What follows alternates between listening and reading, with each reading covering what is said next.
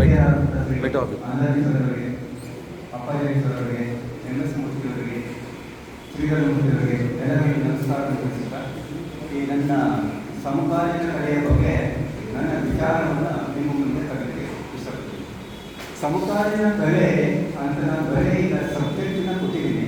But ನನ್ನ ಮೂಲ ಉದ್ದೇಶ ಏನು ಅಂತಂದರೆ, ಸಮಕಾಲೀನ ಕಲೆ ಈಗ ನಮ್ಮ ಕಲಾ ವಿದ್ಯಾರ್ಥಿಗಳಿಗೆ ಅದನ್ನು ಅರ್ಥವಾಗ್ತದೆ ಅಂತ. ದೃಶ್ಯಕಲೆಯನ್ನು ಒಂದು ರೀತಿ ಓದಬೇಕಾಗ್ತದೆ. ಸಾಹಿತ್ಯವನ್ನು ಓದಿದ್ರೆ ನಾವು ಶಾಸ್ತ್ರೀಯ ಭಾಷೆಯಲ್ಲಿ ಅಕ್ಷರಗಳನ್ನು ಓದ್ತೇವೆ. ಆದರೆ ಅದೇ ಚಿತ್ರಕಲೆಯಿಂದ ನಾವು ಸಮಕಾಲೀನ ಕಲೆ ಅಥವಾ ಪ್ಲೂರಲಿಸಮ್, ಭೂತತ್ವವಾದ ಅಥವಾ ಕಾನ್ಸೆಪ್ಷುಯಲಿಸಮ್, ಹೀಗೆ ಅನೇಕ ಪ್ರಸ್ತುತ ಸಂದರ್ಭದಲ್ಲಿ ಅನೇಕ ರೀತಿಯಂತಹ ಕಲಾ ಪ್ರಕಾರಗಳು ಆಗ್ತಾ ಇದೆ. ಎಲ್ಲ ಕಲಾವಿದರನ್ನು ಹೆಸರಿಸಬೇಕಾದ್ರೆ ಅದರ ಸಮಯ ಬಹಳ ಬೇಕಾಗ್ತದೆ. ಆದರೆ ಕೆಲವೊಂದು ಪ್ರಪಂಚದಲ್ಲಿರುವಂತಹ ಕಲಾವಿದರ ಸ್ವಯಂಸಿದ್ಧ ಮಾಡ್ಕೊಂಡಿದ್ದೇನೆ.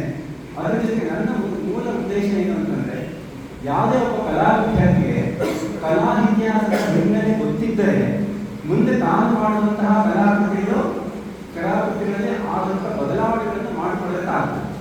ನಾನು ಪೋಸ್ಟ್ ಹೊರಡಲ್ಲಿ ಮಾಡ್ತಿರ್ಬೇಕಾದ್ರೆ ನಮಗೆ ಎವ್ರಿ ಡೇ 2 hours ನಮಗೆ ಕಲಾ ಇತಿಹಾಸ ಹೇಳ್ಕೊಡ್ತಾರೆ. ಶಿವಾಜಿ ಪಾಳ್ಕರಲ್ಲಿ, ಪಾರ್ವದೇವನಲ್ಲಿ ಪ್ರತಿಯೊಬ್ಬರು ಸಹಿತ ಮಿನಿಮಮ್ ನಮಗೆ 70 slides ತೋರಿಸ್ತಾ ಇದ್ದಾರೆ. ಅದೇ ಶಿಲ್ಪಕಲೆಯಲ್ಲಿ ಅಥವಾ ಆಧುನಿಕ ಕಲೆಯಲ್ಲಿ ಯಾವುದೇ ಕಲೆಯಲ್ಲಿ ಸಹಿತ ನಮಗೆ ಅದನ್ನು ತೋರಿಸ್ತಾರೆ.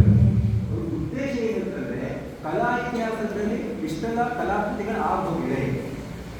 ನಾವು ಆಸ್ ಎ ವಿದ್ಯಾರ್ಥಿಯಾಗಿ ನಾವು ಈ ತನಕ ಬಂದಾಗ ಇದರ ಮುಂದೆ ನನ್ನ ಅಭಿವೃದ್ಧಿಯಂತ ಪ್ರಯಾಣವನ್ನು ನಾನು ಹೇಗೆ ಬೆಳೆಸಬೇಕು ಅನ್ನೋ ಉದ್ದೇಶಕ್ಕೆ ಕಲಾ ಇತಿಹಾಸದ ಕಲಿಬೇಕು. ನನಗೆ ನಾನು ಅಕ್ಷರಮಟ್ಟಿರ್ಬೇಕಾದ್ರೆ ದಾವಣಗೆರೆಯಲ್ಲಿ, ಧಾರವಾಡದಲ್ಲಿ, ಗುಲ್ಬರ್ಗದಲ್ಲಿ ಎಲ್ಲ ವಿದ್ಯಾರ್ಥಿಗಳಲ್ಲಿ ಅತ್ಯಂತ ರಿಯಲಿಸ್ಟಿಕ್ ಆಗಲಿ ಅಥವಾ ಅಕಾಡೆಮಿಕರಾಗಲಿ ಅತ್ಯಂತ ತಾಂತ್ರಿಕವಾಗಿ ಬಹಳ ಮುಂದುವರೆದಂತಹ ವಿದ್ಯಾರ್ಥಿಗಳಿರ್ತಾರೆ.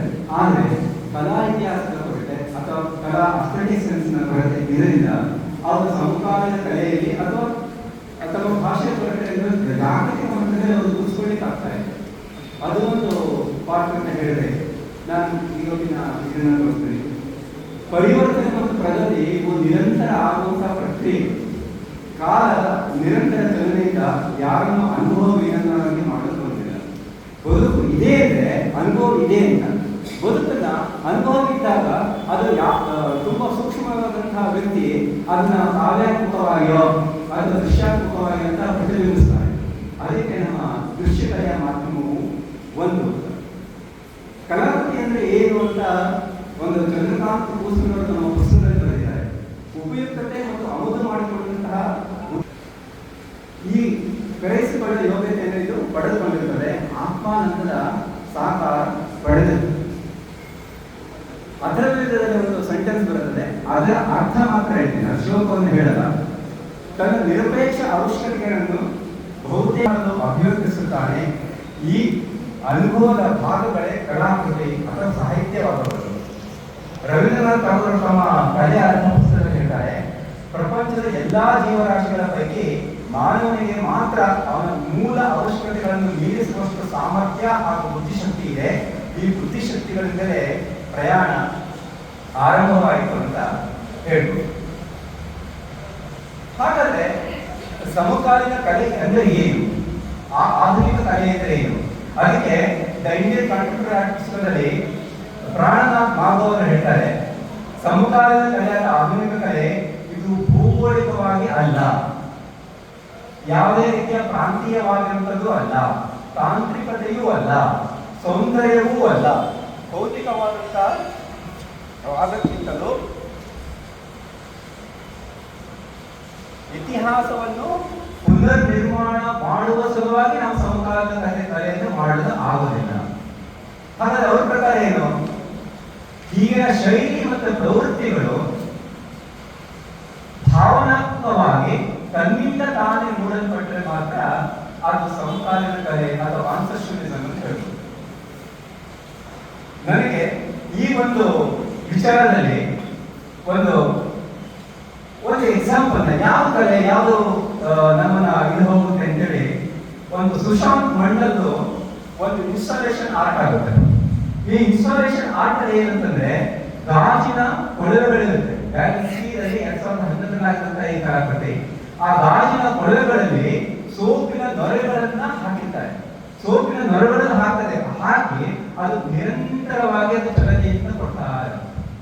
ವೀಕ್ಷಕನಾದಂತವನು ಆ ಇನ್ಸ್ಟಾಲೇಷನ್ ಎದುರುಗಡೆ ಹೋದಾಗ ಒಂದು ದೊಡ್ಡದಾದಂತ ಹಾಲಲ್ಲಿ ಮೂಲಕ ಪೂರ್ತಿ ಗ್ಲಾಸಿನ ಟ್ಯೂಬ್ಸ್ಗಳನ್ನ ಅಳವಡಿಸಿ ಆ ಸೋಪಿನ ನೊರೆಯನ್ನ ಬಿಡ್ತಾರೆ. ಅದು ಸ್ವಿಚ್ ಹಾಕಾಗ ನೊರೆ ಚೆನ್ನಾಗಿ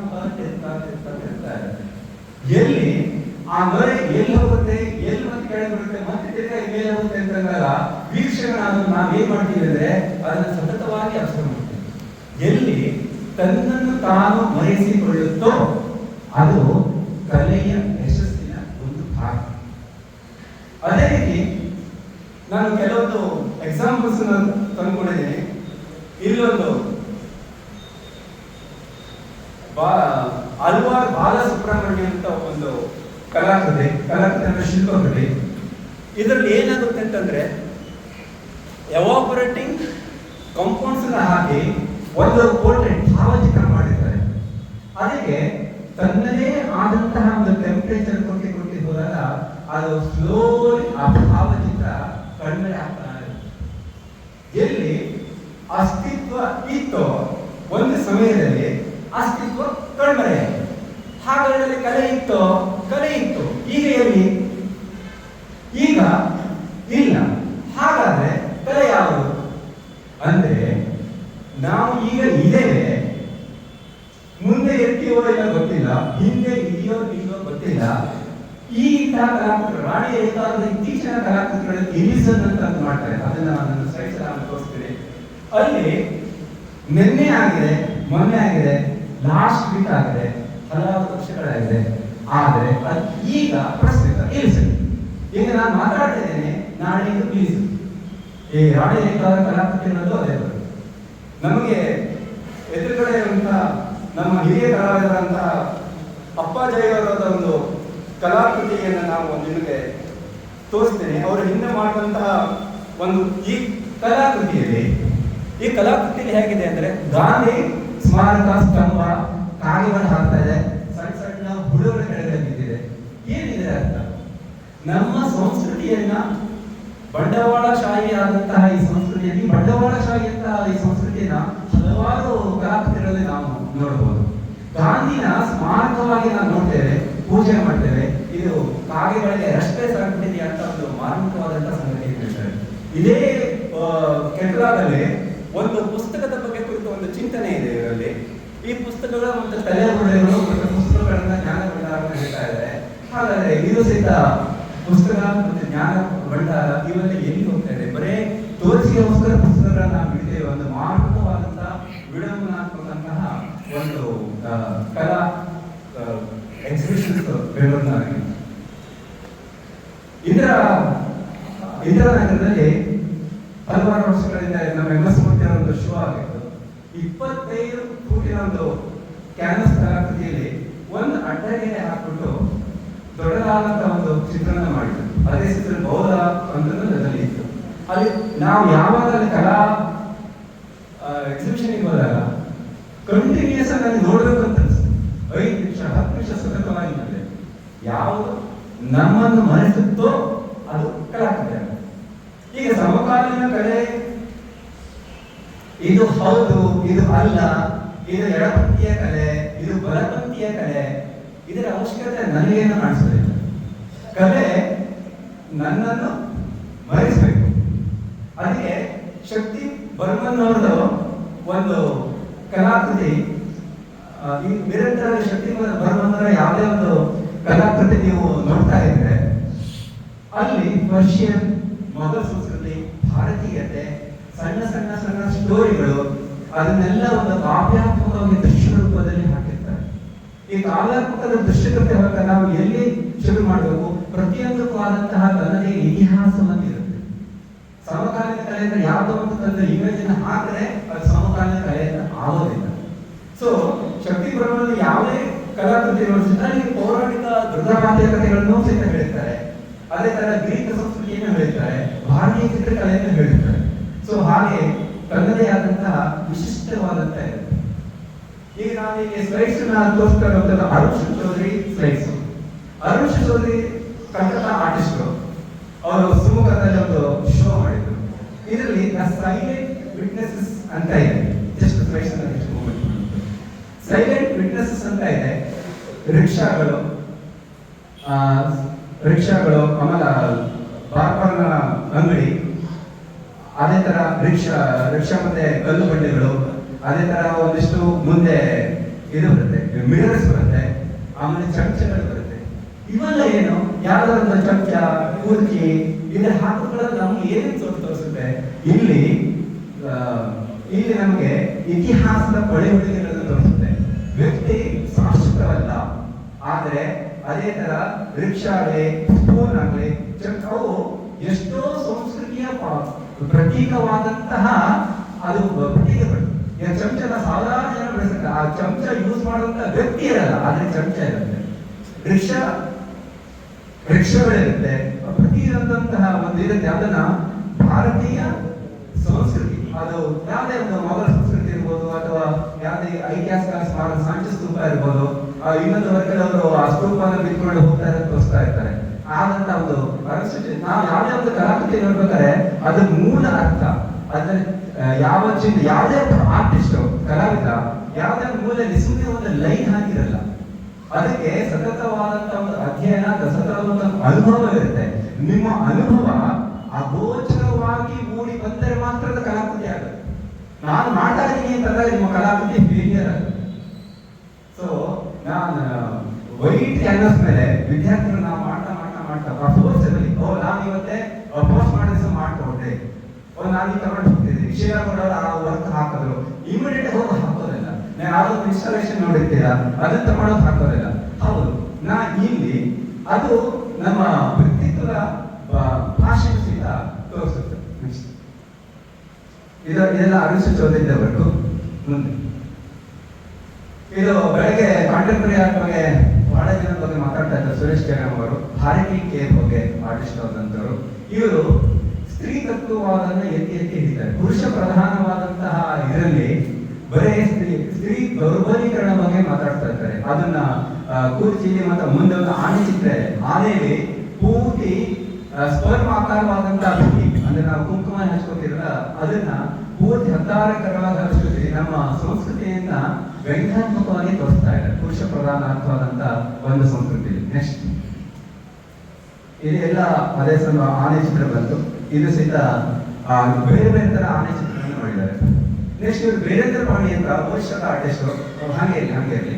ಗೋಟಿಪೂವ ಅಂತ ನೆಕ್ಸ್ಟ್ ಸೈಡ್ ಹೋಗಿ. ನೆಕ್ಸ್ಟ್ ಲೈಕ್ ಗೋಟಿಪೂವ ಅಂತ ಒಂದು ಸಾಂಪ್ರದಾಯಿಕ ಕೃತಿ. ಇದರಲ್ಲಿ ಹುಡುಗ ಒಂದು ಹುಡುಗಿ ವೇಷ ಹಾಕೊಂಡ್ಬಿಟ್ಟು ಬ್ಲೇಡಿನ ಮೇಲ್ಗಡೆ ರಿಸ್ಕ್ ಅಂತೇಳಿ ಬ್ಲೇಡಿನ ಮೇಲ್ಗಡೆ ಒಂದು ಡ್ಯಾನ್ಸ್ ಮಾಡ್ತಾ ಇರ್ತಾನೆ. ಅಲ್ಲಿ ಓರಿಸದ ಸಂಸ್ಕೃತಿ ನಾಶವಾಗ್ತಿರೋ ಬಗ್ಗೆ ಈಗ ಪ್ರಸ್ತುತ ಕಾಲದಲ್ಲಿ ಯಾವ ಮಟ್ಟಕ್ಕೆ ಹೋಗ್ತಾ ಇದೆ ಬಂಡವಾಳಶಾಹಿಗಳ ಬಗ್ಗೆ ಈ ವೀರೇಂದ್ರ ಪಾಂಡ್ಯರ ಹಲವಾರು ಕಲಾಕೃತಿಗಳು. ಇವರು ಸಹಿತ ಅಶೋಕ ಚಕ್ರವರ್ತಿ ಅಶೋಕ ಸ್ತಂಭನ ಬಿಟ್ಟಾಗ ನಾಯಿ ಅಶೋಕ ಸ್ತಂಭ ಅದನ್ನ ಹೆಂಗ್ ವ್ಯಂಗ್ಯಾತ್ಮಕ ಅದ್ರ ಜೊತೆಗೆ ಆಟ ಆಡುತ್ತೆ, ಅಥವಾ ಒಂದು ಸ್ತಂಭನ ಹೆಂಗ್ ಎಳ್ಕೊಂಡು ಹೋಗುತ್ತೆ ಅಂತ ಸೂಕ್ಷ್ಮಾರ್ಥದಲ್ಲಿ ವೀರೇಂದ್ರ ಪಾಂಡ್ಯರು ಕೆಲಸ ಮಾಡ್ತಾರೆ. ನೆಕ್ಸ್ಟ್ ಇದು CF ಜಾನ್ ಅಂತ. CF ಜಾನ್ ಹಲವಾರು ವರ್ಷಗಳಿಂದ ಬೇರೆ ಬೇರೆ ವಿಭಿನ್ನ ಮಾರ್ಗಗಳನ್ನು ಮಾಡ್ತಾರೆ. 5 ವರ್ಷ 6 ವರ್ಷ ಒಂದೊಂದು ಸಬ್ಜೆಕ್ಟ್ ತಗೋತಾರೆ. ಒಂದ್ಸಲ ವಾಟರ್ ಬಗ್ಗೆ ವರ್ಕ್ ಮಾಡ್ತಾರೆ, ಒಂದ್ಸಲ ಭಾರತೀಯ ಸಂಸ್ಕೃತಿ ಬಗ್ಗೆ, ಸ್ಪಿರಿಚುಯಾಲಿಟಿ ಬಗ್ಗೆ ಕೆಲಸ ಮಾಡ್ತಾರೆ. ಇದು ಸ್ವಲ್ಪ KT ಶಿವಪ್ರಸಾದ್ ಅಂತ ವ್ಯಕ್ತಿ, ಜರ್ಮನ್ ಆರ್ಟಿಸ್ಟ್. ಜಾರ್ಜ್ ಬೆಸ್ಸಿನ್ ಫಸ್ಟ್ ಉಲ್ಟಾ ಫಿಗರ್ ನ ಹಾಕ್ತಾರೆ. ನಾನು ಆರ್ಟ್ ಕಾಲೇಜ್ ಜಾರ್ಜ್ ಬೆಸ್ಸಿನ್ ಯಾಕೆ ಉಲ್ಟಾ ಫಿಗರ್ ಹಾಕ್ತಾರೆ ಅಂತ ನಾನು ಎಷ್ಟರ ಉತ್ತರ ಸಿಗ್ತಿದ್ದಿಲ್ಲ. ಆದ್ರೆ ಇವರು KT ಶಿವಪ್ರಸಾದ್ ಇದರಲ್ಲಿ ಅಲ್ಲಿ ಹುಲಿ ವೇಷ ಹಾಕೊಂಡು ಎದುರುಗಡೆ ಒಂದು ಕಾರ್ ಹೋಗ್ತಾ ಇದೆ. ಬ್ಯಾಕ್ ಗ್ರೌಂಡ್ ಅಲ್ಲಿ ಕಾರಿನ ಅದು ಒಂದು ಹಲಗೆ ಒಂದು ಕಾಂಪೌಂಡ್ ಅಲ್ಲಿ ಗ್ಲಾಸ್ ಇದೆ, ಕಾರಿನ ಚಿತ್ರ ಇದೆ. ಗುರು ಕುತ್ಕೊಂಡ್ಕೊಂಡು ಇವನು ಹುಲಿ ವೇಷವನ್ನು ಬಂಡವಾಳಶಾಹಿಗಳನ್ನ ನೋಡ್ತಾ ಇದ್ದಾನೆ. ಈಗಿನ ಭೋಗ ಸಂಸ್ಕೃತಿಯ ಪ್ರತೀಕವಾದಂತಹ ಹಲವಾರು ಚಿತ್ರಗಳನ್ನು KT ಶಿವಪ್ರಸಾದ್ ಅವರು ಮಾಡ್ತಾರೆ. ಸೊ KT ಶಿವಪ್ರಸಾದ್ ಅವರು ಅತ್ಯಂತ ಬಡವರ್ಗದ ದೀನದಲಿತರ ಜನಜೀವನವನ್ನ ತಮ್ಮ ಕ್ಯಾನ್ವಸ್ ನಲ್ಲಿ ಮಾಡ್ತಾ ಕೋಳಿ ಹುಂಜ ಮತ್ತೆ ಚೆನ್ನಪ್ಪ ಶನೇಗೌಡ ಅವನ್ನೆಲ್ಲ ಆಧುನೀಕರಣಗೊಳಿಸ್ತಾರೆ. ಅತ್ಯಂತ ಯಶಸ್ವಿಪೂರ್ಣ ಕಲಾವಿದ, ಅಂತಾರಾಷ್ಟ್ರೀಯ ಮಟ್ಟದಲ್ಲಿ ತುಂಬಾ ಖ್ಯಾತಿಯನ್ನು ಮಾಡಿದಂತಹ ಇದು ಕಲಾವಿದರು. ಅದಕ್ಕೆ ಅನಿಲ್ ಕುಮಾರ್ ಅವರು ಒಂದು ಪುಸ್ತಕ ಬರೆದಿದ್ದಾರೆ. ಎಷ್ಟು ವಿವರಣೆಯಾಗಿ ಈ ಪುಸ್ತಕದಲ್ಲಿ ಇದೆ ಅಂದ್ರೆ ಪ್ರತಿಯೊಂದು ಕಲಾಕೃತಿಗಳು ಸಹಿತ ಕೆ.ಟಿ. ಶಿವಪ್ರಸಾದರ ಸಮಗ್ರ ಚಿಂತನೆ ಮತ್ತೆ ಮಂಥನೆ ಇದರಲ್ಲಿ. ಸೊ ಇದು ಒಂದು ನಾಟ ಒಂದು 12 ಕಲಾಕೃತಿಗಳ ಪೂರ ವಿಮರ್ಶೆ ಈ ಪುಸ್ತಕದಲ್ಲಿ ನಾವು ನೋಡ್ಬೋದು. ನೆಕ್ಸ್ಟ್ ಇದು ಒಂದು ಐದರ ಕೆ.ಟಿ. ಶಿವಪ್ರಸಾದ್ ಅವರೇ, ಇದು ಎಲ್ಲಂತಲ್ಲೂರು ಅವರು ಬೆಳಗ್ಗೆ ಸುರೇಶ್ ಅವರು ಮಾತಾಡಿದ್ದಾರೆ, ಅದಕ್ಕೆ ಅದನ್ನ ಮಾತಾಡಲಿಕ್ಕೆ ಹೋಗಲ್ಲ. ಅದೇನೆ ಕೋಚಿಂಗ್ ದಿನಾನಲ್ಲಿ ಎಲ್ಲಂತಲ್ಲೂರು ಯೋಗ ಮುದ್ರೆಯಿಂದ ಮಾಡಿದಂತ ಒಂದು ಇನ್ಸ್ಟಾಲೇಷನ್ ಮಾಡಿ ನೆಕ್ಸ್ಟ್ ಹೋಗಿ ಇದೆಲ್ಲ ಎಲ್ಲಂತಲ್ಲೂರು ಅವ್ರದ್ದೇ. ಮುಂದಕ್ಕೆ ಹೋಗಿ ನೆಕ್ಸ್ಟ್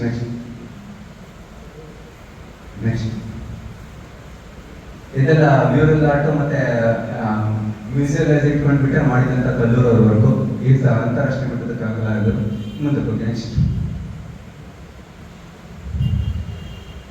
ಇದು ಮಂಜುನಾಥ್ ಹೊನ್ನಾಪುರ ಅವರ ಕೃತಿ. ಇತ್ತೀಚೆಗೆ ಅವರಿಗೆ ನ್ಯಾಷನಲ್ ಅವಾರ್ಡ್ ಅಂತಹ ವಿಭಿನ್ನ ಮಾದರಿಯಾದಂತಹ ಗ್ರಾಫಿಕ್ ಮತ್ತೆ ಬೇರೆ ಬೇರೆ ಮಾಧ್ಯಮದಲ್ಲಿ ಮಾಡಿದಂತಹ ಪ್ರಿಂಟ್ಸ್ ಸುತ್ತ ಮಾಡಿದ್ದಾರೆ.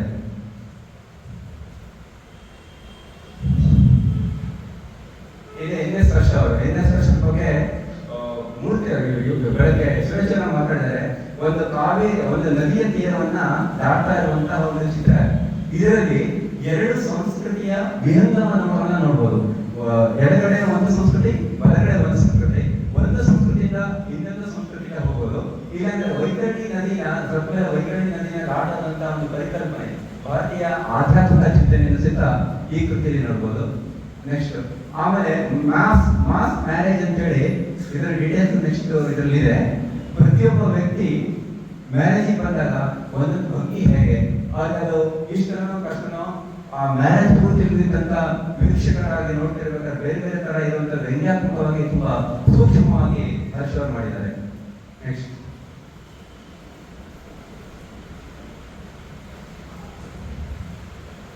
ಇಲ್ಲಿ ಪ್ರತಿಯೊಂದು ಡೀಟೇಲ್ಸ್ ಸಹಿತ ಇತ್ತು ಅದರಲ್ಲಿ. ಹಿಂದಿನ ಸ್ಲೈಡ್ ಹೋಗಿ ಸೂಕ್ಷ್ಮವಾಗಿ ನೋಡ್ರೆ ಒಬ್ಬೊಬ್ಬ ವ್ಯಕ್ತಿ ಒಂದೊಂದು ರೀತಿಯಿಂದ ಮಾಡಿದ್ದಾರೆ. We come together, we eat and we go ಅಂತ ಮತ್ತೊಂದು ಕೃತಿಯ ಹೆಸರು. ಅದು ಸಹಿತ ಸಿಮಿಲರ್ ಟೈಪ್ ಆಫ್ ಬಂದಂತ ಒಂದು ಕಲಾಕೃತಿನ ನೋಡ್ಬೋದು. ಇದು ಬೆಳಗ್ಗೆ ಪುಷ್ಪಮಾಲ ಬಗ್ಗೆ ಹೇಳಿದ್ರು, ಮತ್ತೆ ಬೇಕಾದ ರಿಪಿಟೇಷನ್ ಮುಗಿಸ್ತಾ ಇಲ್ಲ. ನೆಕ್ಸ್ಟಿಗೆ ಹೋಗಿ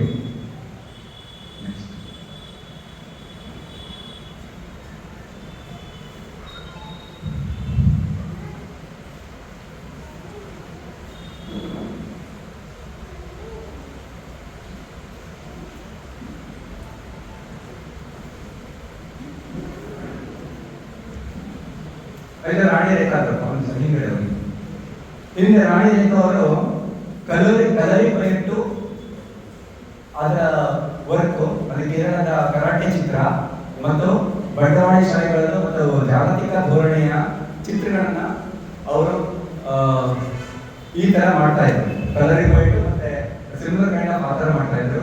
10 ವರ್ಷಗಳ ನಂತರ ಏನ್ ಮಾಡ್ತಿದ್ದಾರೆ ಅಂತ ನಿಶ್ಚಯ ಇದೆ. ನಾನು ಯಾವುದೇ ಒಂದು ಕಲಾವಿದನಾಗ್ಲಿ 15 ವರ್ಷದ ಇತಿಹಾಸ ತಗೋತೇನೆ. ಲೈಕ್ ಸುನೀಲ್ ಮಂಗಾಪುರ್ 15 ವರ್ಷದಿಂದ ಹೇಗೆ ಮಾಡ್ತಾ ಇದ್ರು, ಈಗ ಏನ್ ಮಾಡ್ತಾ ಇದ್ದಾರೆ, ಗುರುಸಿದ್ದಪ್ಪ ಹಿಂದೆ ಏನ್ ಮಾಡ್ತಾ ಇದ್ರು, ಈಗ ಏನ್ ಮಾಡ್ತಾ ಇದ್ದಾರೆ, ವೇಣುಗೋಪಾಲ್ ಏನ್ ಮಾಡ್ತಾ ಇದ್ರು, ಈಗ ಮಾಡ್ತಾರೆ. ಯಾವುದೇ ತರ ಇತಿಹಾಸಕಾರನಿಗೆ ಅವರು ಈಗಿನ 2 ವರ್ಷದ ಚಿತ್ರವನ್ನು ನೋಡೋದಿಲ್ಲ. ಅದ್ರ ಬಗೆಯ ಮುಂಚೆಯಿಂದ ಆರ್ಟ್ ಕಾಲೇಜಿಂದ ಈ ತನಕ ಹೇಗೆ ಕೆಲಸ ಮಾಡಿದ್ದಾರೆ, ಬ್ರಿಟಿಷ್ ಕರೆಂಟ್ ಹೇಗೆ ಕೆಲಸ ಮಾಡಿದ್ದಾರೆ, ಪ್ರತಿಯೊಂದು ಸ್ಟೂಡೆಂಟ್ಸ್ ನನ್ನ ಹತ್ರ ಇದೆ.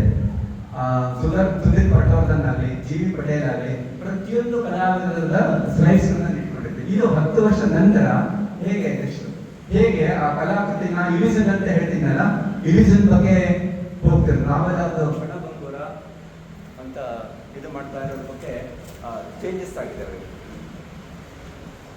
ಹೇಗೆ ಕಲಾವಿದ ತನ್ನ ಸ್ಟುಡಿಯೋದಲ್ಲಿ ಇಟ್ಕೊಂಡು ಮಾಡ್ತಾ ಸಂಸ್ಕೃತಿನ ಅಧ್ಯಯನ ಮಾಡ್ತಾ 10 ವರ್ಷ ನಂತರ ಹೇಗೆ ಚೇಂಜ್ ಆಗ್ತಾರೆ ಹೇಳೋದು.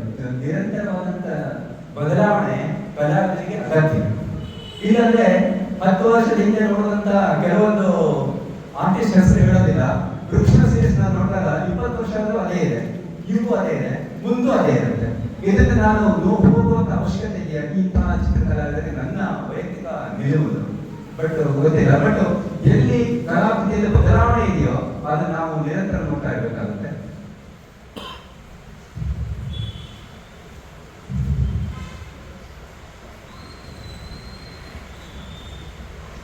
ರಾಣಿ ರೇಖಾರ್ದೆ ವರ್ತಿರಲ್ಲ